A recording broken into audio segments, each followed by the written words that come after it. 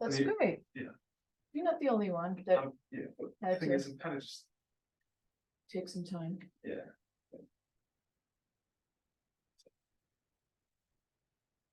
Are you familiar with Daniel? Was he one of your teachers? Yeah, he was. Yeah, just I had visited this place a week ago. I think Thursday. And he had just told me they could simply attend classes. That's going on. It's great, but I would like you to get on the Canvas if you can. If you still have your pass, Yes. your ID. I never received that when I was participating. Okay. Well, we'll do what we can.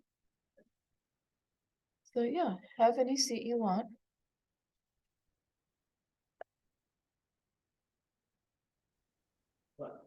All right, so we're going to begin our week 2 of Summer Scramble. Adult Education at Coconino Community College in May. So this is one of the social studies lessons. If you had a chance, you could work on the one that was for yesterday, since we were off, regarding sequencing. It's an important skill. These skills were taken from a talk given about what students need generally when they're taking the GED, that there's a gap, like they may not have a good enough understanding of certain skills. So try the sequencing one. It's hard. There's only 13 items that you need to put in the correct order. And I'd love to see someone do that. And it's very good information, because in addition to sequencing things regarding time, it also helps you understand how centuries are named. Very important thing to know. So, you know, we have, what century are we? What century are we in, Raven? 21st. 21st. Thank you. We got that in the classroom. And, but what's the year? What's the year? What year are we in? 2023. So the name is higher in the 20s than the year. So when you see someone say 1776, right? When we declared our independence, that's in the 18th century. Okay, so I just want you guys, that's an important thing to know. So we're going to do some looking at other ways of gathering information from photographs. So if you want to open the social studies highlight number 2, and I have it on the Zoom. Hang on just a second. That's all right. Oh, okay. Thanks. No, it's all good. So here is the highlight. So I have some pictures here. Oops, hey, wait. Of old-timey pictures. So what we're talking about is there's gathering information from words. You know, what you're told in words, right? You're reading, or someone's telling you something. And there's the kind of implication, like what they're implying, right? They might be implying that they're unhappy, or that, you know, they don't agree with something, but they don't maybe say, I don't agree. They just kind of like put hints in there. But we can also get information out of photographs and other visual things. And there's a lot of visuals on the GED. There's a lot of photographs, cartoons, well, not a lot of photographs, but there are photographs, cartoons, of course, charts and graphs, right? Diagrams. So it's important to also be very visual when you take the test. A lot of us have a preference for either being like a reader or more visual. So some people are balanced, but a lot of people are like, I get better information reading or listening to words. But you also want to be able to gather information visually. And it's really the same process in a way. It's just like looking closely, right? I had to take my food handler's test for a situation where I'm living, where we work in the kitchen sometimes. And there was such an easy question that I missed. I got a 90%. That's good. It could have been better. But I don't like tests to beat me. I like to beat them. However, I just missed one word. It was about hand washing sink, which is a special sink in a kitchen where you have to wash your hands. Very important part of food hygienic food preparation. But they had the word, can you wash vegetables in a hand washing sink? And I just didn't see the vegetables. I just thought wash in the hand washing sink. And I was thinking they were talking about washing hands.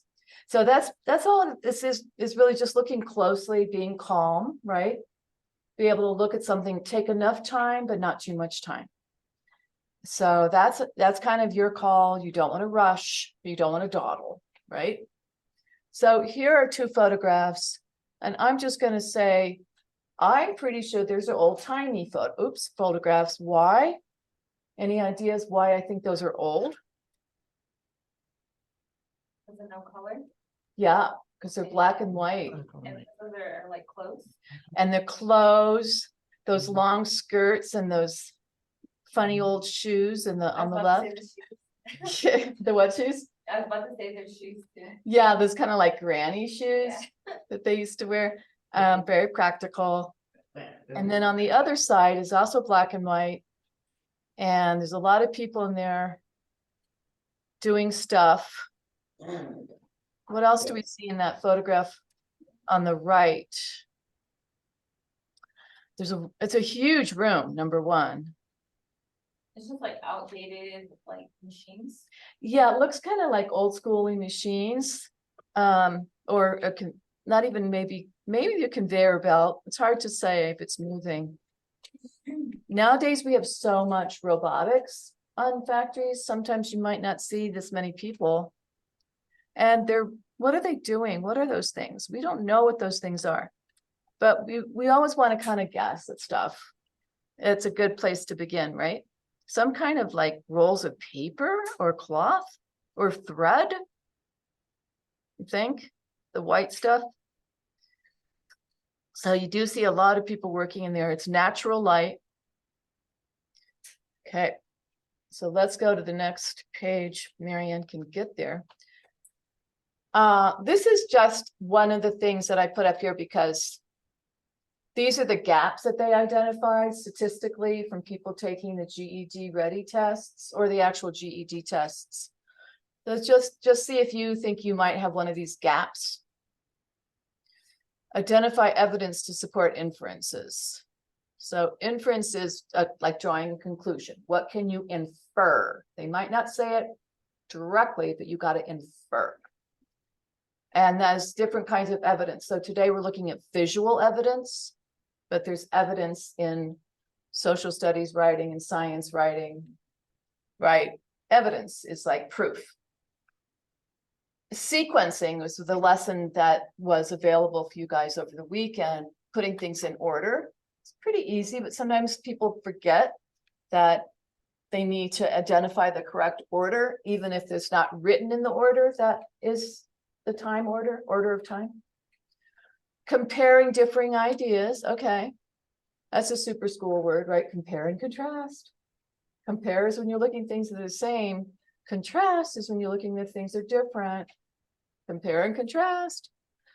Discrepancy between sources. So you'll see that's a very good skill when you're reading online, especially because certain sources won't mention certain things. They just leave it out. Other sources only mention those. So you really have to be a sharp-eyed reader to be like, wait, they forgot to mention this whole other thing that happened. So that's a good one. Discrepancies is a good word, right?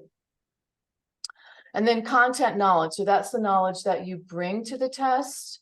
So you don't need a ton of content knowledge, but it's good to have a little bit for each subject area. That way you feel more relaxed. That everything isn't new, like, oh my God, chemistry, molecules, right? Formulas, like you're just not looking at a bunch of new stuff and freaking out. So knowing some content is really good. So those are very basic. Now we'll get back to our inferences. Does someone want to look up that word inference, please? Either on the computer or in a dictionary. We can get a good definition of it.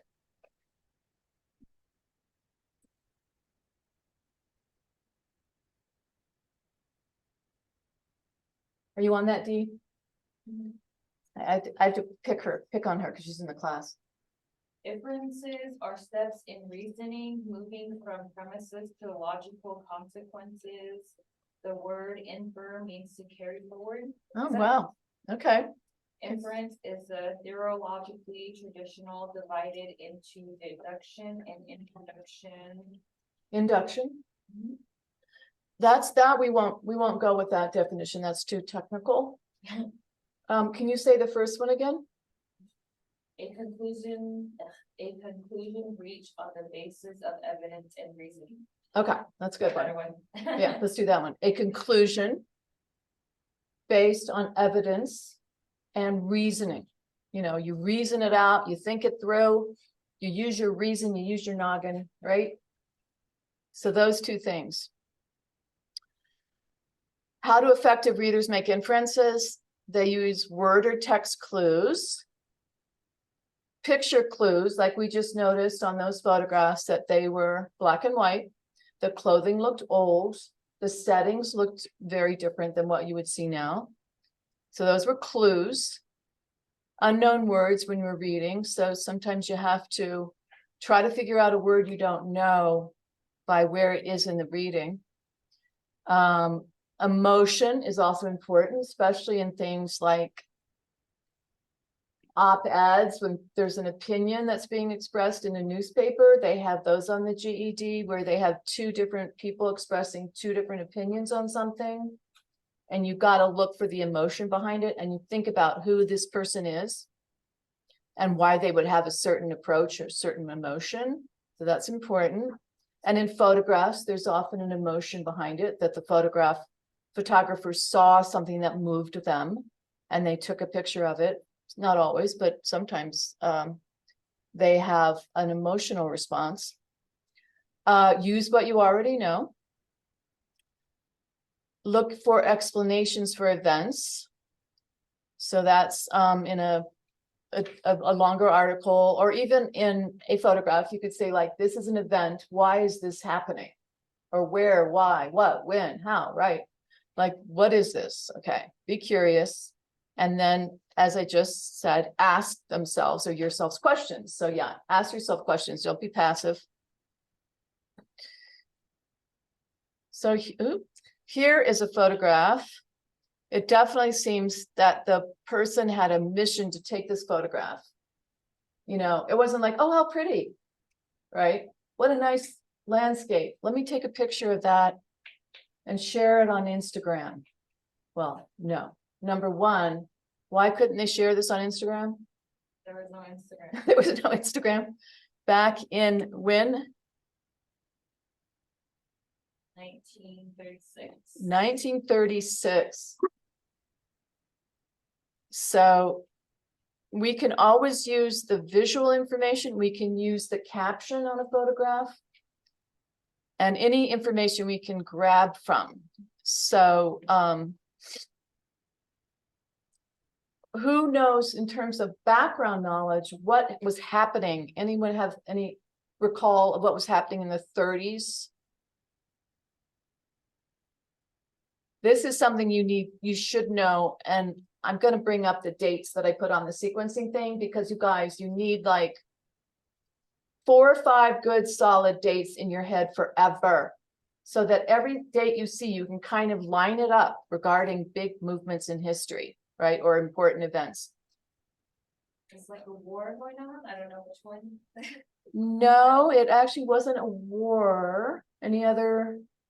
I mean, look at that. You can kind of draw an inference from that regarding, anybody remember Okay, so that was the Great Depression. Look how depressed, right? So we'll look at some dates. You guys need to memorize 4 or 5 dates. Absolutely, and no joke about that. All right, so what do you observe in the picture? Poverty. Poverty. There's, what else? What are the like details? What's there? What are we looking at? Raven. What do you see? People living in a tent? Yeah. It's hard to say what's the back. We would probably think that was a car, but I doubt that's a car. It's just a weird structure, right? The front of it. I don't know what's going on in the front. And who are they? Who are they? Do they think they have a relationship with each other? Probably because there's kids and she looks like a mom. Yeah. There's the trunk of their stuff. Looks like they brought a rocker with them. It's kind of sweet and sad. Like their favorite piece of furniture. Oh, this is a very sad photograph talking about to me, it makes me feel sad. On the other hand, those kids are just like smiling and they're dealing, like kids do. This is actually a very famous photograph regarding that woman. There's other photographs of her. This was the Dust Bowl. What happened was that there was a drought. They planted too many fields. They got everybody to come out west, gave them a lot of free land or very cheap land. They planted, and then the rain didn't come, and those fields, there was nothing to hold down the dust, and the dust just went everywhere. It was like the really bad environmental situation. So a lot of people got in there, whatever vehicles they had, and like went to California or wherever they could. They literally were like dust, surrounded by dust storms, eating dust everywhere inside. It was the Dust Bowl. It was terrible. We have to be careful not to repeat that because there is cycles of drought, right? So who wants to read the caption? Victoria?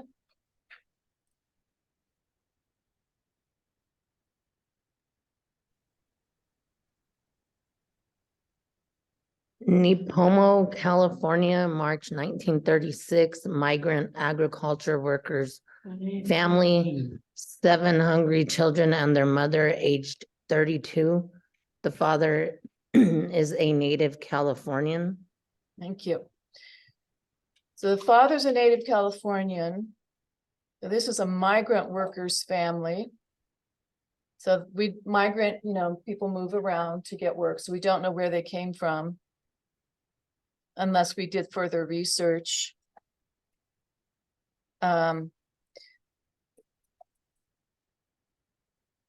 Age 32, she's pretty young for, 7 hungry children. 25 years old when she's her baby. Well, she's got 7 babies. Yeah, so she's like about 25. She has 7 kids, so she's like young. So you're backing her up like a kid a year? Yeah, maybe. How did you get 25? I don't know, I just 32 minus 7, she's probably started like when she was really young. She She's a probably, young mom, is what I'm trying to say. she's young for 7, I think, but yeah. Then again, people had different lifestyles. Sometimes they got married very young compared to what a lot of people do now. Yeah, this is a series of photographs. So does it remind you of anything? I hope not. In a way, it doesn't remind me of camping, that's for sure, because it just looks, whoa. Does it remind anyone of anything else?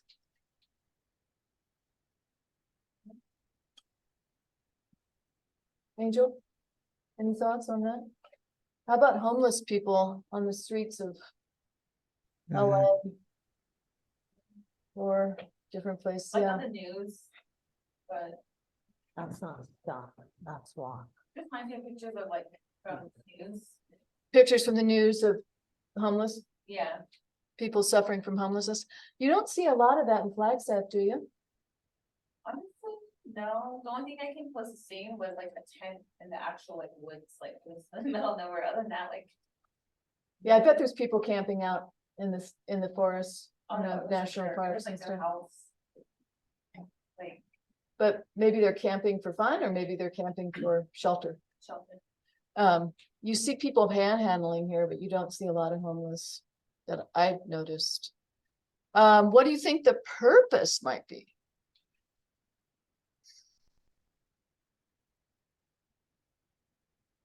Of the product, why do you think the photographer might have taken this picture? Probably for awareness. Mm-hmm.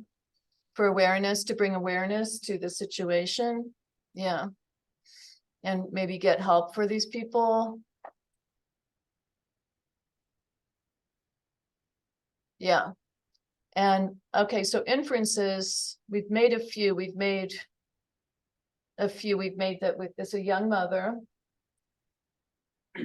I mean, she's pretty young, she has a lot of children. I guess we made the inference that they're poor right now, at least. That they brought their belongings from somewhere else, it seems like, right? Like, that's not a house, but they have a rocking chair. They must have brought that. And that, yeah, there's some depression, but the kids are handling it different ways. Any other inferences? I mean, There's like 2 luggage that you can see in the picture. yeah, so they have stuff. They're not camping like, oh, we have our camp stove. They brought stuff. So we can assume they came from somewhere else with their stuff. And the way that mom's holding that baby, I don't know, that looks, it just looks bad. It looks sad. It doesn't look like a good scene. There's not 7 children here. So, good. Okay, I'm gonna just quickly, if I can remember this, Margaret White, trying to remember this. Margaret Burke White.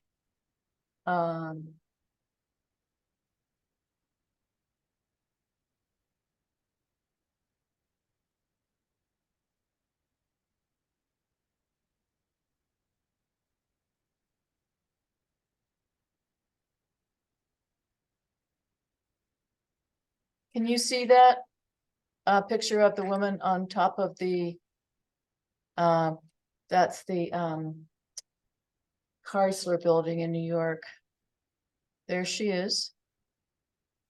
So she took these kind of photographs too. There's more of our Dust Bowl situation. Look at that house leaning.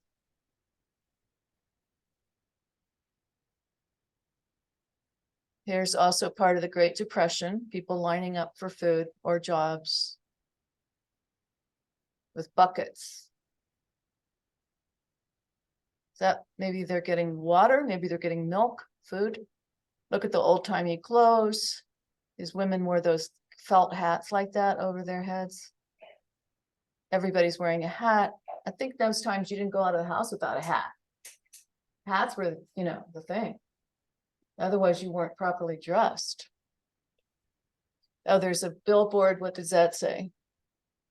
Oh, that's ironic. There's no way like the American way.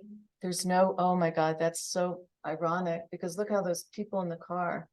Happy dad, happy daughter, happy my wife. White people in the picture are black or brown. There's no way like, oh my God, see, she caught that amazing moment between what's supposed to be the American dream and can be, and what happened then when people literally, the banks closed and people lost all their money.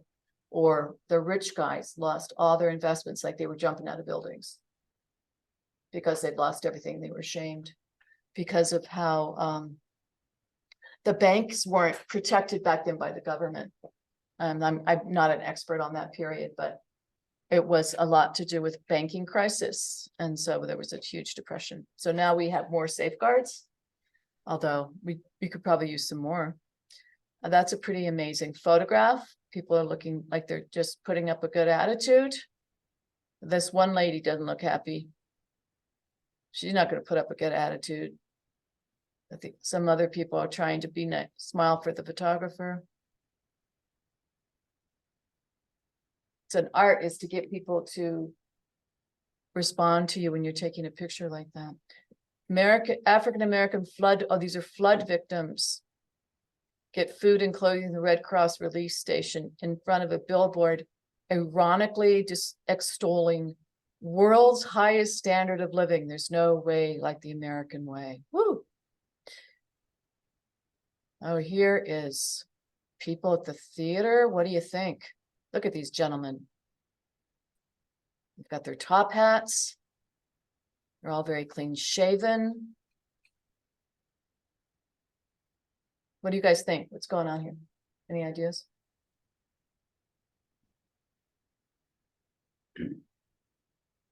No, sorry, I guess, I can just assume that they're prosperous and living well. Prosperous and living well. Yeah. Get the suits. There's tuxedos. Their hats. They look clean. They look healthy. They're smiling. Concert thing? Yeah, I was gonna say- Yeah, like a concert. So this is a group shot of escorts for lovely princesses. Now, I never would have guessed that they were escorts. I don't think it means escorts like, it just means like they're supposed to escort them. Yeah. I would assume, for lovely princesses and countesses of the Aksar Ben Coronation Ball, who are chosen by members of a special committee for Omaha, Nebraska, socially elite. Again, the similar period, 1938. Interesting. There's the New York City. That's a cool, oh my God, that's an amazing photograph, right? She must have been really high up, I guess on a building or in, I mean, that's high. No, she couldn't be in a building. She must have been in another airplane, right? Because this is the Chrysler building. It's one of the tallest buildings back then. It's a great building. Aerial view, 39. So here's a whole different dealio in somewhere not here, or it doesn't appear to be. So that's World War II. Okay, so she's an amazing photographer, I think. All right, so we're going to look at a photograph ourselves, and that's this one. And if everyone could also download from our class materials in Summer Scramble. I'm hoping everyone did sign in. We need to get you signed in. And then if you could download that, we're going to work on that. I think, and you guys in Page have a copy of that. And we're going to look at that photograph and work on this way of looking at like inferring information from it. So if you have a hard copy, you can start working on that. If you can download it at home,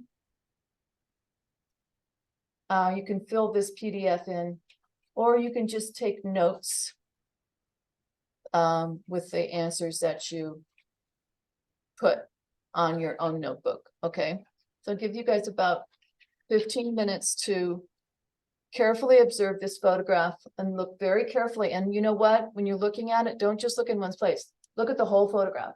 Look at the sides, the top, you know what I'm saying? Look at the whole thing carefully and observe and make inferences of as much as you can, okay? So I'll give you about 15 minutes, 11:45, and we'll come back and look at that.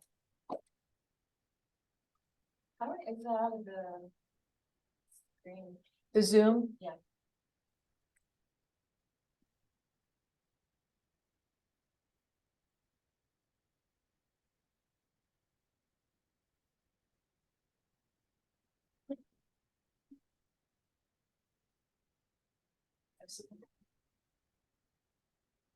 Did you sign into my system? Yeah. Okay. And then what do I do from here? Go to some time. You're ready. And then go down. You're saying, Yeah, I'm something. I mean, you go down to analyze the program sheet. Analyze. Analyze the program. All right. You also have. Oh, okay. And then just use it for that picture? You guys want to have a picture in your screen? No, that's it. I did that. Thank you. You got it. I had this, I was like, wait. Put it on your screen. Okay, good. That's-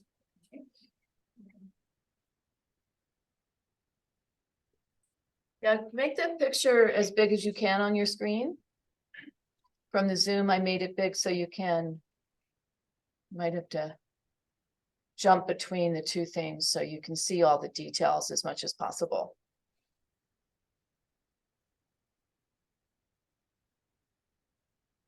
So we'll pause recording until you guys are done with that. Mary? Yeah. I turned the timeline in from through my student email yesterday. Oh, you did? Awesome. Thank you. Mhm. I'll look for that Okay, and then I'll let you know how that went.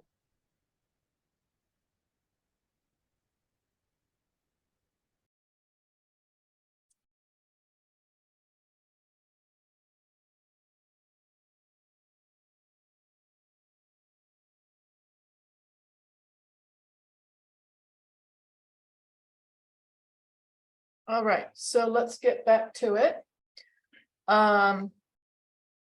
We'll see what we inferred from the photograph. So the worksheet, always read titles.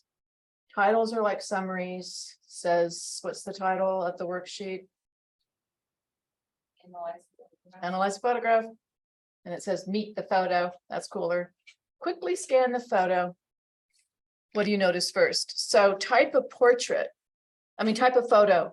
What is this photo? Is it a portrait, event, documentary, landscape, family, selfie, aerial, satellite, panoramic, other, action, posed, architectural, candid? Like a snapshot. So what did we put for that? What do we think this is? I checked on documentary and event. Event and Like documentary. Yeah, it's definitely an event. It's definitely looks. It's not I a put pretty portrait. picture. What did you put? I put portrait and event. I was thinking about action, but I don't know about that. Action, it seems, yeah, is that, there's some action, it's not super action oriented, but I think that works.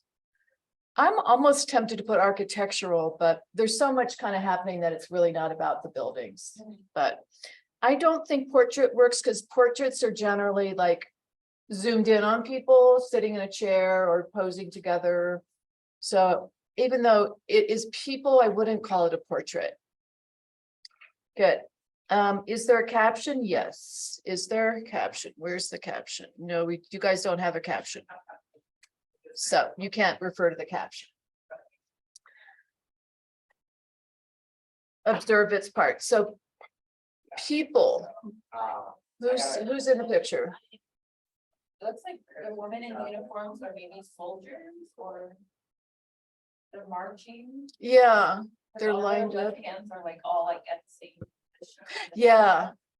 That's a really good observation. They're marching in the, Yeah. unison in the same rhythm. That's a great observation with their white gloves. And they have the same clothes on, looks like a uniform. And the hats look like a uniform. And what else? So we say the people are a group of African American, or African something. women. We don't know where they're from, Oh, but yeah, that's why I put African American, but yeah. we just say, brown skinned women, or I hate talking about skin color, but Yeah. they, are darker skinned women. What kind of age is that for these women? Sometimes it's hard to 20s and tell. 30s, They what? maybe 20s and 30s. Yeah, they look pretty young. Sometimes it's hard to tell in other eras because they wear their hair different, or they want to look older. You know how like sometimes I find it, a lot of people in high school want to look older, and then when they get a little older, they want to look younger, right? And then they get like really old, they want to look really, want to try to look as young as possible. Okay, so young African American or some kind of brown-skinned people, women in uniforms, a military thing, they're marching. And who else is in the photograph? Like the townspeople are like watching them like, report or leave or, Yeah, there's townspeople. and there's even people like standing on the building, watching them like looking, getting a glance at them leaving. Yeah, I would say like very curious people, or, I mean, they're all kind of, There's even Staring. kids too, so huh? there's even kids too, like, Kids came out yeah. to watch this, procession, whatever it is, and there's people standing, like standing up so they can see.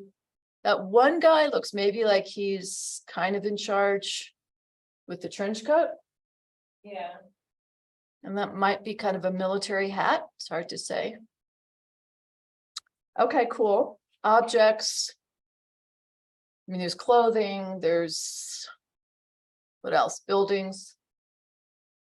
it looks like it was raining too, would that be Yeah, like water on the floor, everyone's like wearing like a raincoat kind of? yeah, there's some weather. Yeah. There's what else? In terms of things. Some stores. Stores. Definitely, there's buildings, there's stores, there's signage for the stores, and then there's, looks like a cafe. Is that like a library to the left? Library. How is that spelled though? I don't know.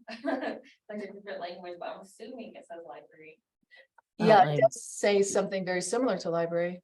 What other confiserie Jeanne d'Arc.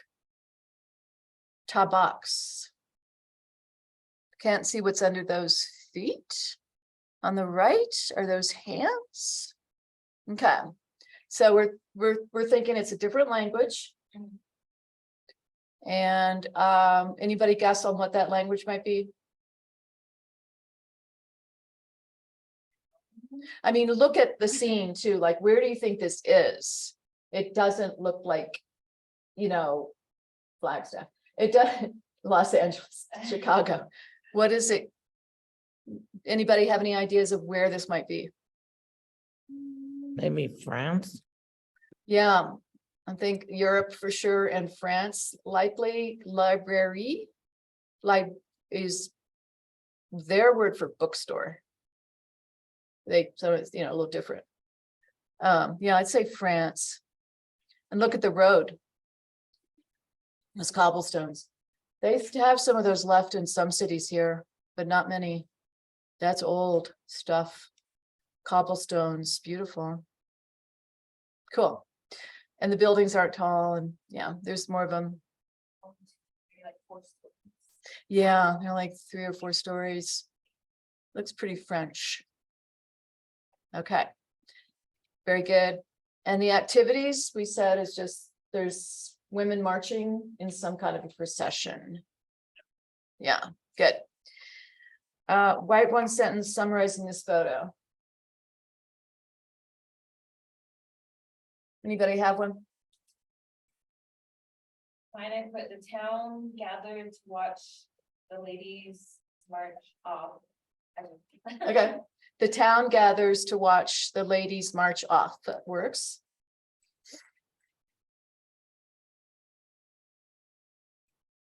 Women, part of some kind of military organization.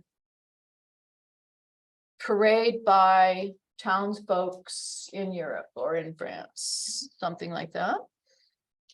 Okay, and there's those shoes. Yeah, very practical. Okay, good. Who took, oh, what happened? Oh, no. Who took this photo? Well, we don't have a caption. Oh, we Maybe have a time- journalist. a journalist, that makes sense. Probably not a passerby because it's very well shot and composed. You know what I mean? It's not a snapshot, it's not a selfie. Where is it from? We said Europe. When is it from? We saw the old-timey shoes. The little boys are wearing like short pants. Any guesses on the time period? Clothing can really help for that. 1940s. I think those shoes look pretty 40s. And that's a good one. I don't mind those shoes. I wouldn't mind a pair of those shoes. And the way the length of the skirts sort of to the knee, it's not too old, it would be longer, right? Or it's, yeah. Anyone else have any other thoughts about the time period? Kind of people wearing berets, that's kind of French. See the berets? And people have berets on. Cool. The hairstyles too, that bouffant thing where they pulled it back like that and kind of it puffs out and kind of goes back is very 40s. And kind of the roll, it like rolls back. Is very 40s. Okay, cool. What was happening at the time, if this is in the 40s, what could be happening? What's the major kind of landmark event of the 40s? And this is going to be one of your dates. 40s, 40s, 40s. Segregation. Segregation was definitely happening, and that's a very good observation that we haven't mentioned yet, that the marchers are Black and the most of, or maybe all that we can perceive of the onlookers are white. Segregation. What else happened in the 40s? What's the big bad event that happened in the 40s, guys?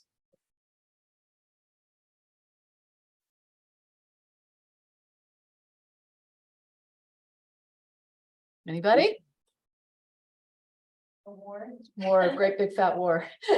World War II ended in 1945.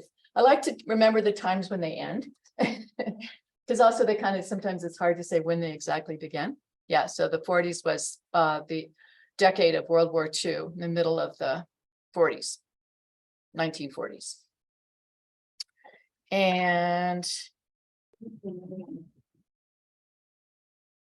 list evidence from the photo or your knowledge about the photographer that led to your conclusion. So we don't know much about the photographer except that they were a professional photographer, because that's a very good picture. That it's black and white, that it was of this event that seemed of importance to the photographer, right? And the town. But we don't know a lot else beyond that. Photographer was, so we can put professional or journalist. Who wanted to record a historical event. Why was it taken? To record a historical event.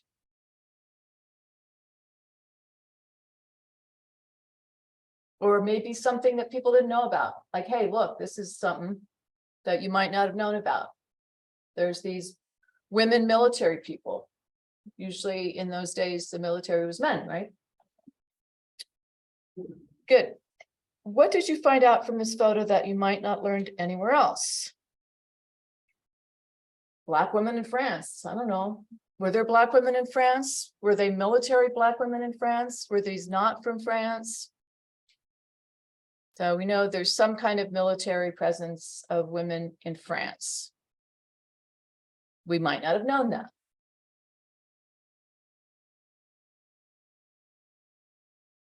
What other documents, photos, or historical evidence are you going to use to help you understand this event or topic?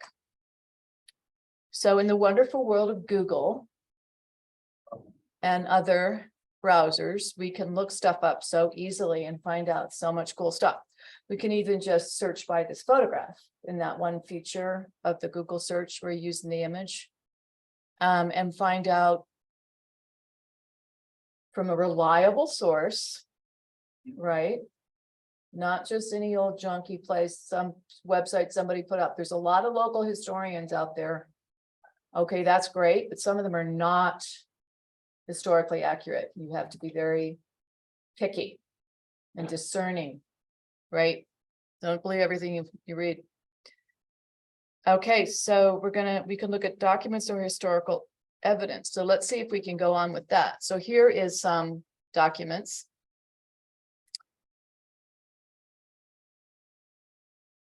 Sam, you want to read for us?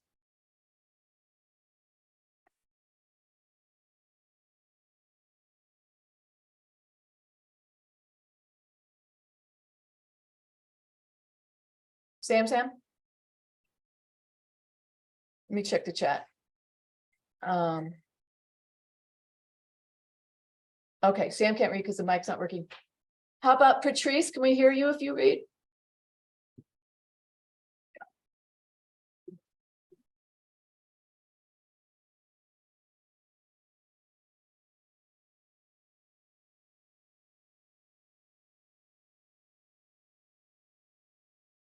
Patrice?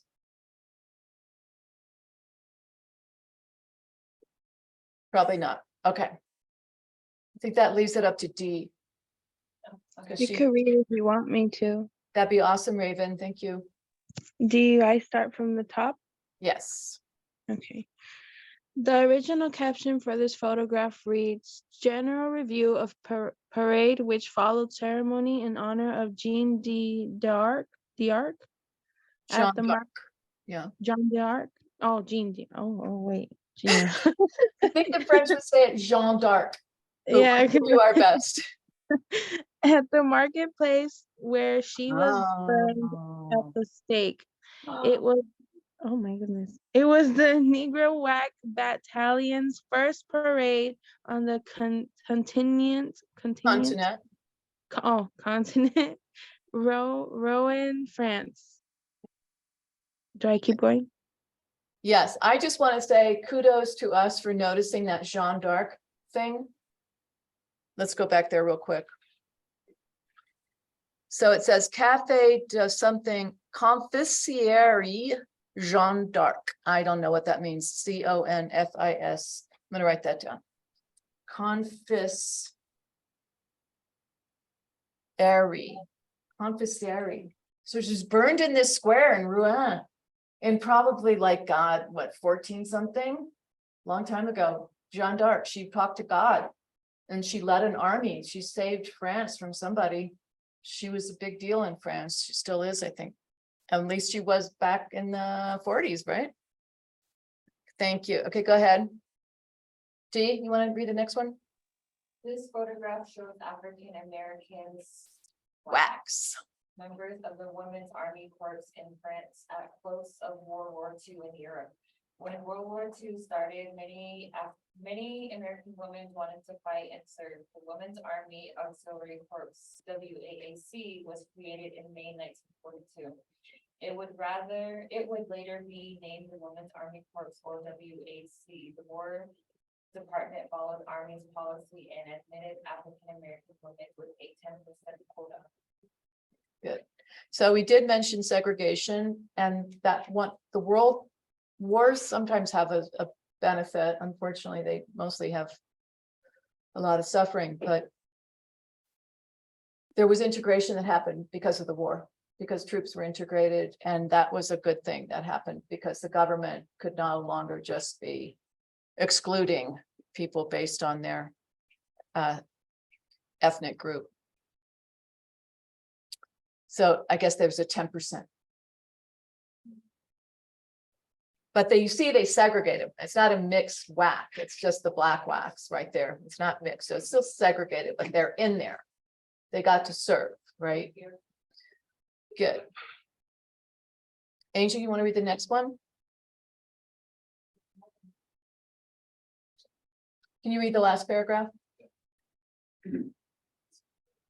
African American blacks were in a separate country from white trainees and had separate lodging, dining tables, and recreation areas. In July 1943, it was announced that the women of black could be classified under the same ranks as soldiers.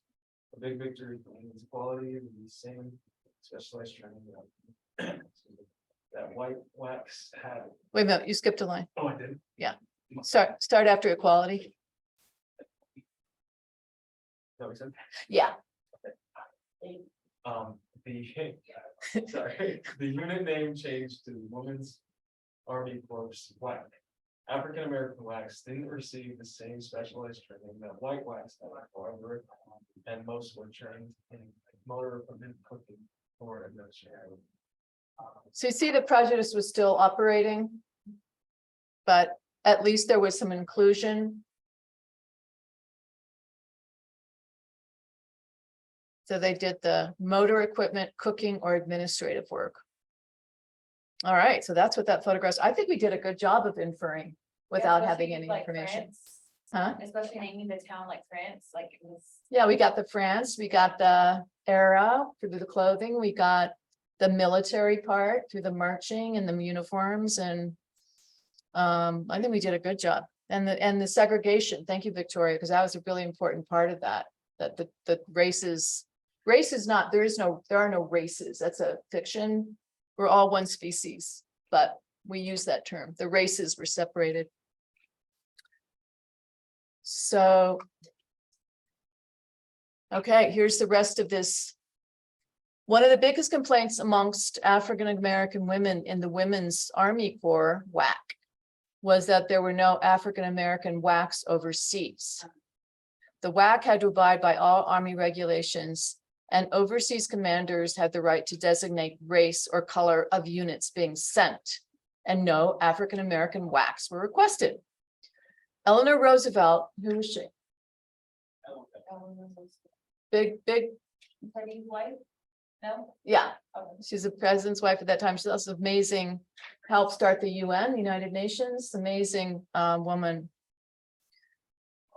Eleanor Roosevelt intervened on their behalf, however, and the War Department directed commanders to accept African American WACs. Yoo-hoo!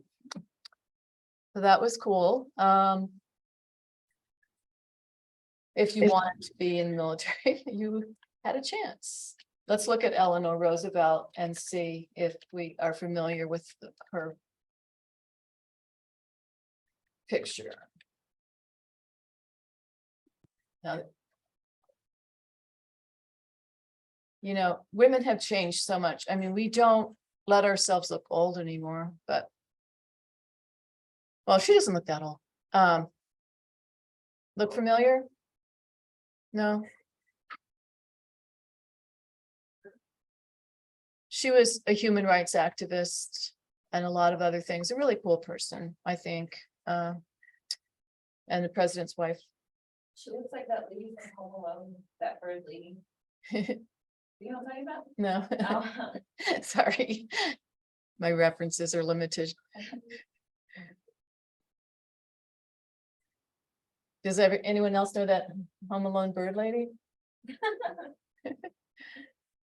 But that hair swept off the face like that, that's very 40s, kind of that pushed up like that. And the felt hat we mentioned. She has a Democratic pin. They're Democrats. Okay, back to our picture. Where are we? Oh, no.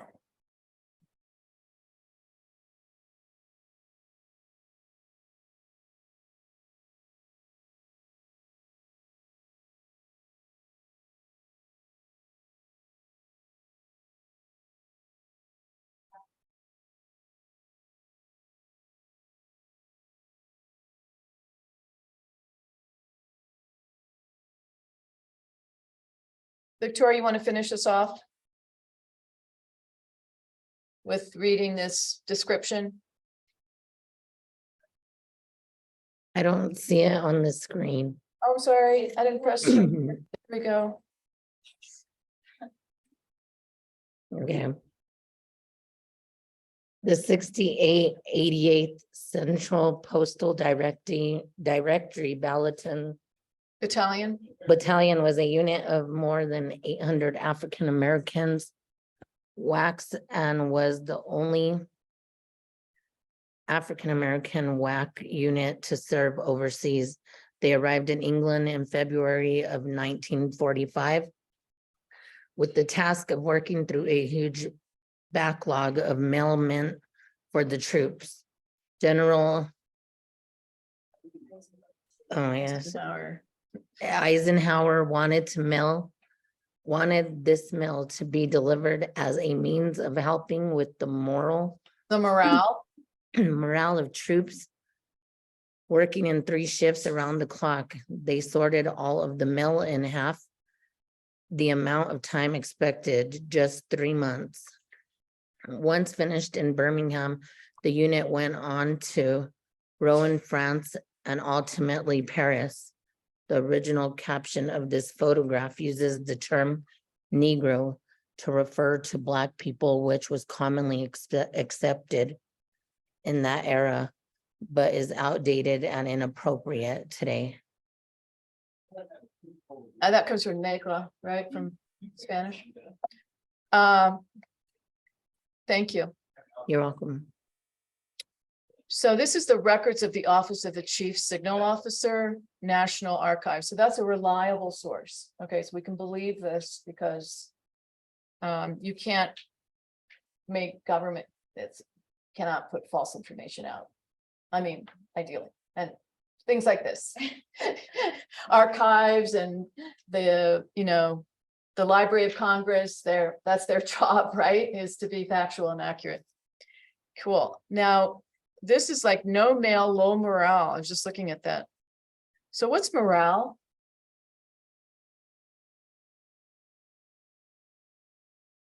He wanted to help with the morale of the troops. They're overseas, away from their families and friends.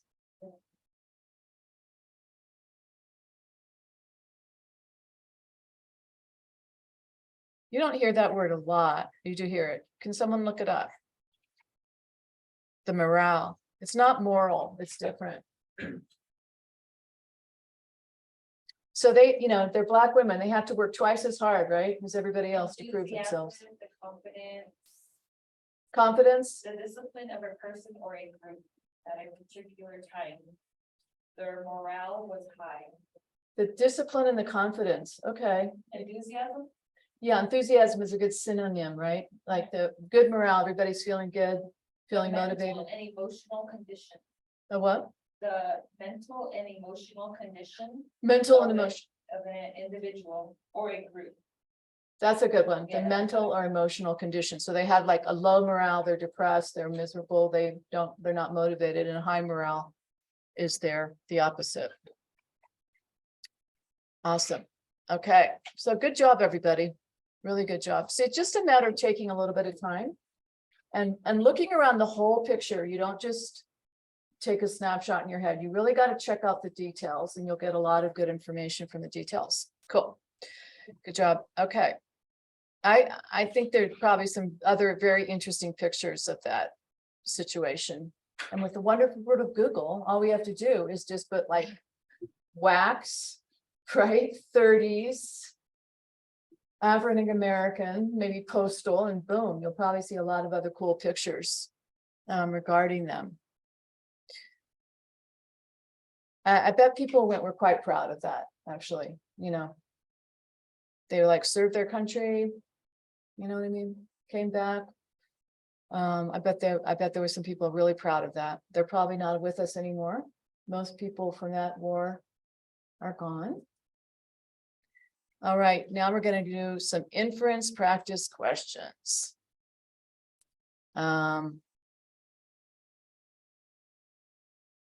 Let's do this first one together.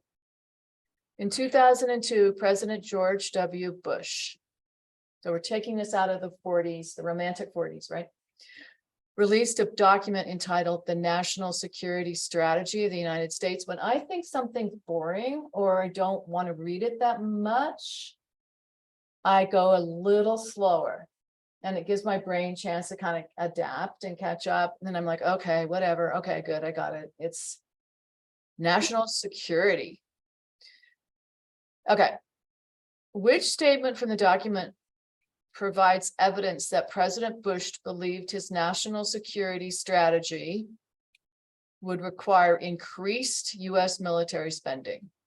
Okay, this is hard, I think. So it would require increased spending. Okay, A, yet in a very short, so these are quotes from the document, right? Quotation marks, yet in a very short time. We had to, 2002, so this is after 9/11, just 2001. We had to operate across the length and breadth of that remote nation using every branch of the armed forces. I don't know who remembers we invaded Iraq because of Bush. Think that it was the people who bombed the World Trade Centers. Does this, in a very short time, we had to operate? This is not, would this statement provide evidence that Bush believed his security strategy would require increased US military? Using every branch of the armed forces, operate the length and breadth of that remote nation. Sounds like a big endeavor. You got to send enough troops to go the breadth and the length of the nation. Right?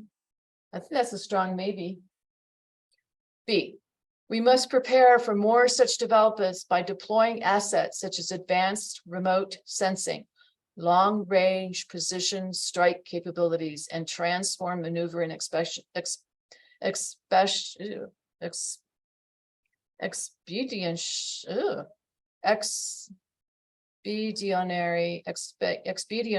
forces. That's not a very usual word. What about this one? I would say yes. This one seems strong because look at all that stuff they want to buy. Yeah, it's military related. Military related Seems like spending for stuff. All these things, sensing, expeditionary forces. That seems a very strong maybe, more than A. C, we must also transform the way the Department of Defense is run, especially in financial management, recruitment, and retention. Okay, so that's running something. Doesn't really, do you think it relates to spending? Maybe not as much, right? The United States must and will maintain the capability to defeat any attempt by an enemy, whether a state or non-state actor, to impose its will in the United States, our allies and our friends. Presidents get very popular by being what they call hawks, pro-war. It's kind of a popular thing. So he's very strong. Which is the best answer, guys? B all around? B. B. You got to be Expeditionary. expeditionary. Good, much better. Oh, yeah, I use my Google. Expeditionary, of course, on expeditions. Regarding expeditions, to go, let's go in the desert and try to figure out where all the bad guys are. We'll go on an expedition. Cool, thank you. All right, that was that one. I'll let you do this one for 5 minutes or 3 minutes. This is a press release by the Census Bureau.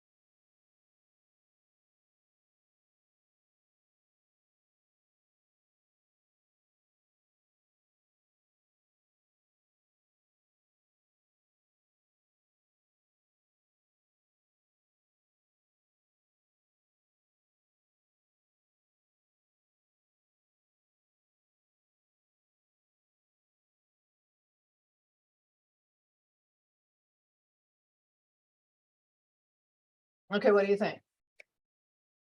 Need another minute?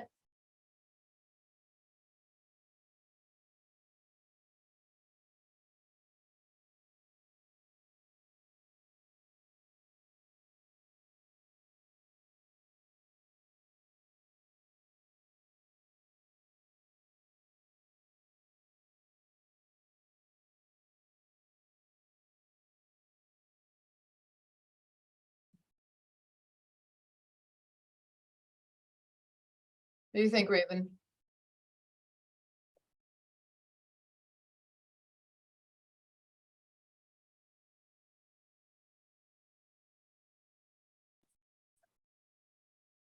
We've got one for the second one. We've got two for the second one. I'm for the second one, that's three. Anybody else? Victoria? Sorry, I wasn't paying attention. I was helping my grandma with something. Oh, grandma. What does your grandma think? The What first did one, grandma say? What? I don't the know. first one for the second, Okay, immigration into the countries increased in yes. urban population. Which one? The second one? The first one. Okay. We don't really see anything about immigration. We see the percentages of where people live changing. I think that's a bit of a stretch to assume that's immigration. But it would be easier to go, they migrated from rural into urban. I mean, it could be possibly that it was immigration, but the way this is written, it just looks like people were moving. The rural population was going down and the urban population was going up. So B is a better answer. It probably did happen that way, though, that immigration increased the urban population because immigrants often go to urban areas, but not always, but they often do. But it's a bit of a stretch because there's really nothing that suggests anything about immigration.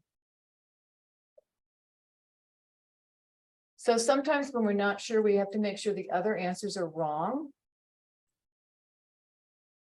Migration from rural areas increased. We could say that that's a possible. Rural areas increased, that's wrong. Rural communities increased, that's wrong. So then we just narrow it down to two. And then we go, which one do we think is better? All right. Does that make sense? That's called the process Yes. of elimination. Thank you.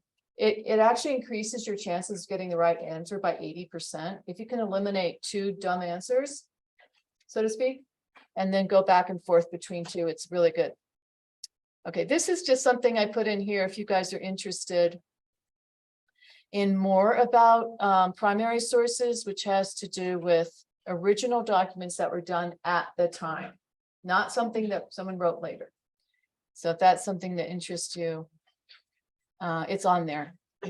Okay, so I want to look at something regarding the homework that you could have done and might still do with, hang on a second, the sequencing.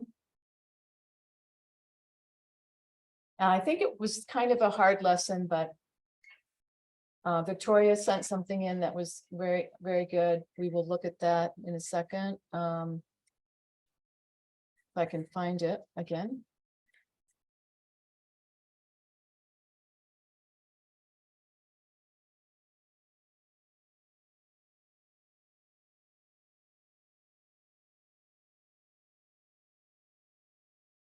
So this is very well written.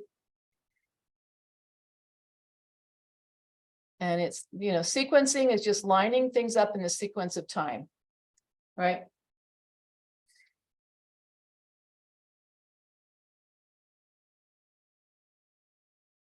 I think you can still, can you see this? You can still see this, right, on Zoom? So this goes way back, sailing. You're on the screen. Okay, Or good. you're on our screen. I am. Yeah. Sailing began in the year 1220. So what would be 1 year in 12, and what century is that? What's the name of the century? 12s. We're in the 21st century, but our number is 20. Right, 2023. We're in the 21st century. Come on, you guys, what's the name of the century? Victoria? Get the pattern. You see the pattern? If I have 1776, that's in the 18th century. If I have 1955, that's in the 20th century. 19 goes up to 20. So what is this one? No, I don't know. 2023 is the 21st century. What's happening to that first number, the number of the century? It's going up by 1. So that's the pattern. So what's a century in here? 12 goes up to what? 18. Who? 13 some. 13th century. Don't forget this, 'cause everybody should know this. This is one of the things educated people know. Got it? Keep it, done. Up, up, you go, jump up. Why? I'm not going to go too deep on this, but the first century is 0 to 99. Century means 100, right? Like 100 cents in a dollar. It's 0 to 99. There's no 1 in there, but that has to be the first century. Get it? After the birth of Christ. Sailing began the year 1220, which replaced rowing. In the year 1775, the steam engine was invented to replace human muscle. So this is like technology. It's all about technology. Oil lamps replaced candles, not till 1799. Stagecoaches, horse-drawn carriages, and horseback would be replaced in 1884 with the first railways. That's not that long ago. In the year, this is when the West was settled too, and poor, Native Americans got invaded by the railways. In 1804, people raising and preserving their own food would be replaced by manufactured food transport, so they could cool trucks and transport food. Smoke signals, pigeon carriers, and letters sent by foot, stagecoach, pony express would be replaced by the telephone in 1875. Now that seems early to me for the telephone. 1 year later in 1879, I think we have to put 4 years later. The first automobile internal combustion engine would replace horse-drawn carriages and horseback. Oil lamps would be replaced by electric light bulb in 1879. There's a little glitch here with it says 1 year later, so that needs to be fixed. Up in 1927, that's closer to what we looked at today. Reading books, storytelling around the fire, and radio would be replaced by television. That seems early to me, because I know I'm old and we got our first television in like the 60s. But my parents didn't want us to watch TV, so we were kind of late. 9 years later, the first walk on the moon was done in 1969. Personal computers widely available to the public replaced the typewriter and adding machine near 1975. I bet nobody besides me was around then. Where were you? Nobody's alive then.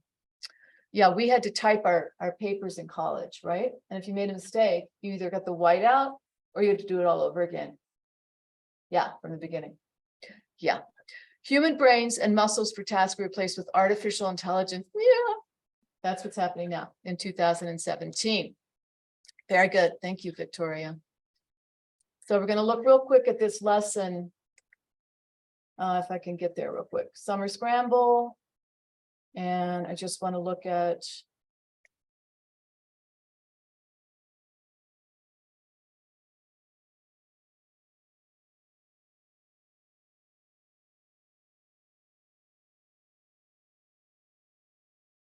this lesson. So you see here's sort of the march of some of this technology on this drawing illustration on the left. And here's the fire, lamp, kerosene lamp, light bulb, bigger light bulb, different light bulbs. Here are just sort of text structures, how writing is organized. So cause and effect, we don't have time to talk about that, but you know, what caused what? Like we saw that the wax ended up getting to France because Eleanor Roosevelt, so that's cause and effect, you know. Sequence, problem and solution, compare and contrast, famous school words. Excuse me. Are you supposed to be showing something on the screen? Can't see it. Yeah. Oh, that's terrible. Hang on. Sorry. No, please let me know anytime that happens. It's one of my weaknesses. Sharing the screen. Let me try it. Got just a few more minutes. Where's what happened to the Zoom? It's right here, but why isn't it talking to me?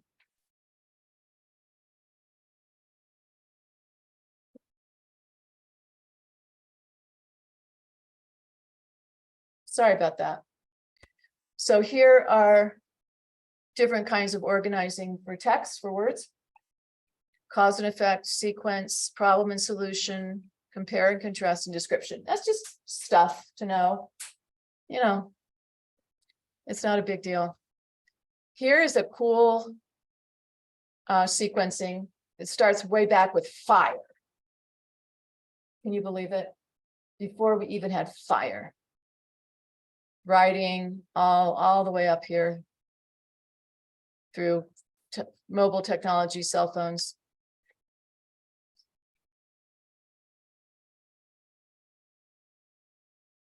And BC means before the birth of Christ, but now they try to sort of not make it like that. So it's called before the common era.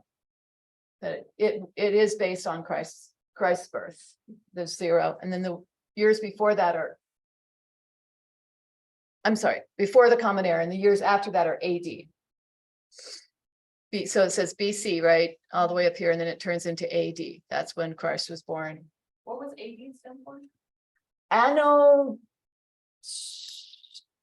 Dominion, I think. Anno is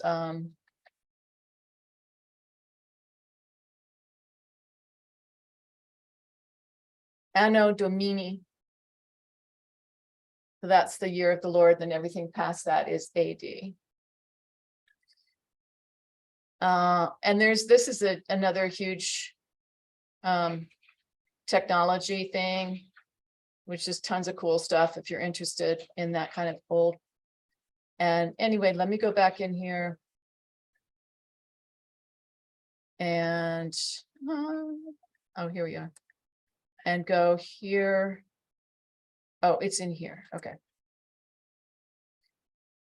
Okay, so this is the lesson. You had to line these guys up.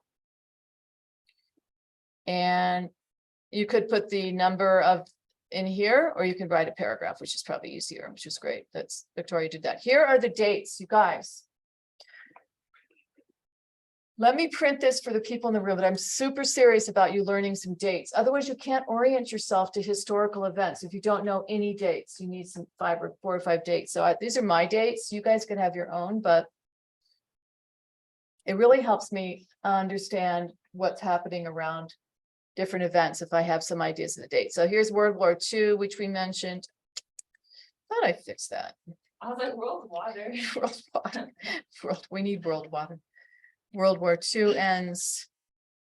Vietnam, World Trade Center bombing. I mean, a lot of it's about wars, but that's kind of how we frequently remember things because they're such huge events. And then here's how to name a century. So we went over this, but you see, you got to pop up, you got to pop forward. Got it? 210, that's 210 years after the birth of Christ. I didn't put AD in here or BC, so I'll just do that now.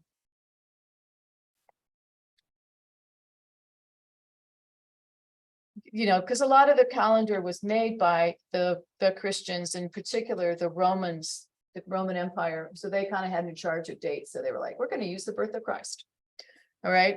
So you pop up 2023, 21st century, 1776, 18th century, guys. Good. So do memorize these dates. And I'll print this for those people in the room. You guys get them in your head somewhere, print this out or write this out. So you have some good dates to work with the social studies section, okay? All right, that's it for today. Thank you for your hard work and concentration. And I will see you hopefully tomorrow. Have a good afternoon. Thank You you, as well. bye.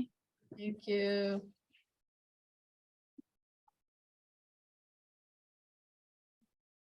Can you sign? Thanks, guys. Angel, can you sign in up here? Bye-bye, everybody in Page.